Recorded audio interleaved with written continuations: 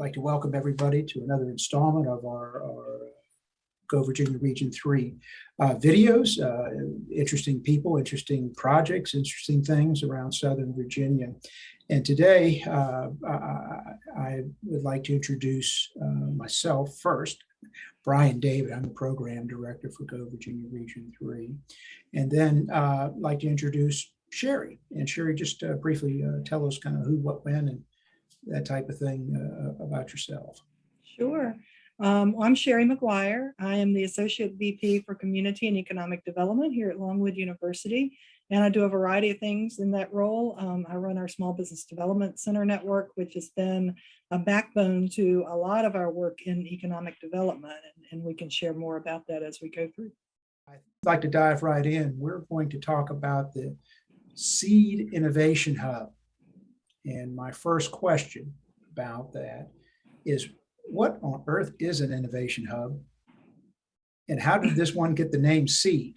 Yeah, good question. Good question. So I think we like to think of an innovation hub as a place of creative collision, if you will. It is a space that gives the community some connections to resources to learn and create.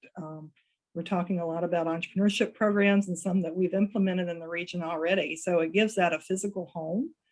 It'll encompass maker spaces for both digital and hard prototyping of concepts, some co-working space for the community. So, a lot of our rural areas still have issues with broadband. So having a place to come perch and meet and work is important. Training rooms, we have, like I said, really great programs coming online that'll just shift right into this facility. And we'll have our Small Business Development Center functioning in that space. So we'll have the business consulting side that will be present there for access. So, as diverse as this region is, there are different pockets of expertise and resources, and an innovation hub gives us a place to connect to all of that. Let me two things very briefly is when you're speaking of the region, I get it, but can you kind of give an idea to those that are watching? When you say region, what are you talking about geographically? Geographically, Region 3 is 15 localities that are right. Yeah, so it's ranging from Danville and Martinsville to the west. But drilling down to where you are there in Farmville, kind of give an audience an idea of we're going to take it down one level where the Seed Innovation Hub is in what we call a northern subregion, but that's bureaucratese for. Yeah, so 7 counties, including Prince Edward, is going to be the direct service area for Project Seed. And that also mirrors the Commonwealth Regional Council on this end of the region. So currently we don't have a facility such as this. Having even meeting space is a problem in this rural area. We have a wonderful campus, but it's not as accessible to the public. And, to deliver programming, I think it's important to have that front door that people feel comfortable coming through. And this will give us that. And you'd asked about where the name Seed came from, which is an interesting aspect of our region too. This region has a long history in agriculture. So 2 things, when we were envisioning the space, we talked a lot, and it just came up that we're planting seeds of creativity, seeds of innovation.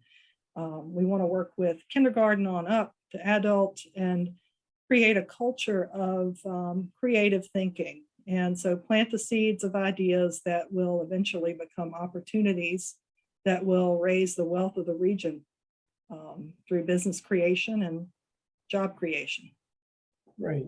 So we got through what is an innovation hub. We got the seed. There was one term you used, and I'll briefly give it, was a maker space. And as I understand it, that's where people actually will have the equipment to create something that they would like to take to market, a good that they could actually prototype there in that space.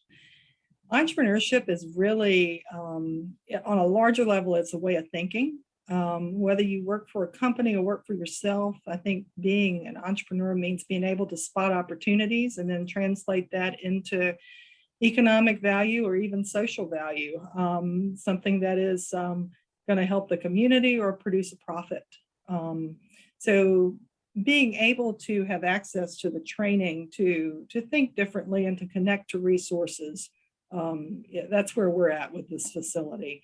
So if you look at this, there's co-working space in the blue all the way around this facility. In the middle, you'll see some red spaces here. These are the maker spaces. There's a digital innovation lab to the far left as you're looking at this, a clean maker space, which could be used for young kids or just simple exercises. And to the far right of that red space is a hard prototyping type maker space. These walls in front of this will actually open up so that we can hold events and have the space completely open to the rest of the facility.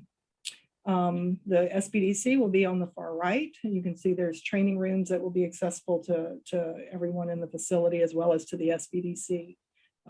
So our idea is that when people come to the SBDC, they'll come through this door over here, see all this innovation going on and be inspired. So, you know, the business consulting will help them bring their ideas to life.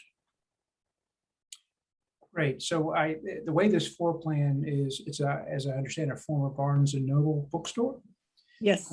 Yes. So it's being adaptively reused, repurposed for this. So what you shared is that the space and those that use it are going to create a buzz. Yes. Yes, they are. You see the picture of the building at the top. The ground floor is completely dedicated to this facility. It was Barnes and Noble. It's about 10,000 square feet of open space right now. So the renovation is a little bit easier than it would have been otherwise. So there's plenty of parking, and it's you know, on our main street. So I think the visibility and the accessibility is important.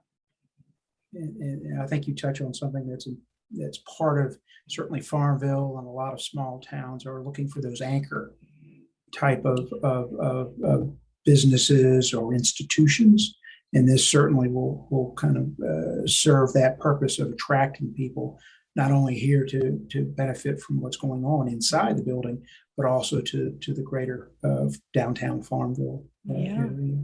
Yeah, and you see Hampton-Sydney's logo here too. That Hampton-Sydney is partnering in the operations of this facility. They've been working with us here at Longwood for some time on a cross-institutional course for students at both institutions in entrepreneurship and innovation, and that's going on right now. But the plans are to transition that to this space and to actually house faculty there.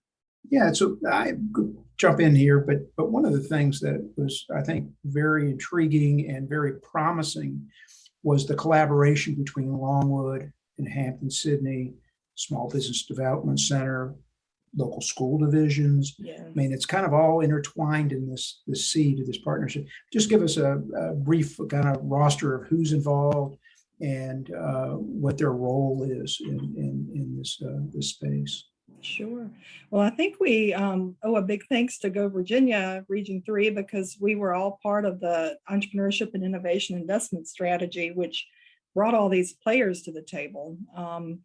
Hampton-Sydney. That wasn't solicited. That was not. That was completely spontaneous. No, I'm serious. I'm serious. Going. I'm serious. No, seriously, Hampton-Sydney and Longwood and SBCC and the K through 12 leaders have all been involved in developing the strategy. And this just naturally came out of that, those conversations, is what can we do with what we have? And Hampton-Sydney has, within the last couple years, developed their Fleming Center for Innovation and Entrepreneurship. Dr. Andrew King is their director, and he was eager to be involved and to see what Hampton-Sydney could do to have more of a presence in the town. You know, they're about 6 miles outside of the town, and they have an interest in community development and entrepreneurship, obviously. So it was a natural fit to us to begin to talk about the courses they have, the courses we have. Can we merge them? Can we bring them closer to the community? And so that was a backbone of this development. Great. great. So this is, it's both a horizontal and a vertical kind of relationships and partnerships to this space. And I might add, one of the questions I had early on, and certainly it wasn't more of a question, it was more kind of help me figure this out, would be certainly Hampton, Sydney, and Longwood are liberal arts institutions. And it's not like a heavy research, applied research or foundational research that you may see at Virginia Tech, University of Virginia, or MIT for that matter. But having entrepreneurship as part of the curriculum, as part of the learning process, what I understand it is that these students that are matriculating through these schools will have business ideas. Mm-hmm. And instead of waiting till they go home for the summer or for graduation, they can come and test out those ideas. Absolutely. Yeah, that's already happening to a certain degree. We've developed the Collegiate Business Plan pitch competition, which will be held regionally here. And we have teams already from Longwood and Hampton, Sydney, and the community college, all getting some coaching, running up to a pitch competition, which is locally sponsored by a couple of our banks that are in Region 3. Benchmark and American National, I believe. So give a shout out to them because they've always been first in line to help out entrepreneurs and certainly Go Virginia Region 3. Well, I'd like to wrap up with one of my usual questions. It's the time machine question. We'll leave this slide up here because I think it'll help kind of visualize. So Sheri McGuire, if you came back in 15 years, in the year 2037, what would bring you the most joy to see? Oh my gosh. Not even just looking at this facility, but looking at what it's done in the community. Looking at some of the statistics in this immediate area, it would bring me a great deal of joy to reverse the population loss that we've experienced, reduce the percentage of residents that live below the poverty line. 19% of our residents in this region live below the poverty line, and just to get that down by half in that time frame would be lovely.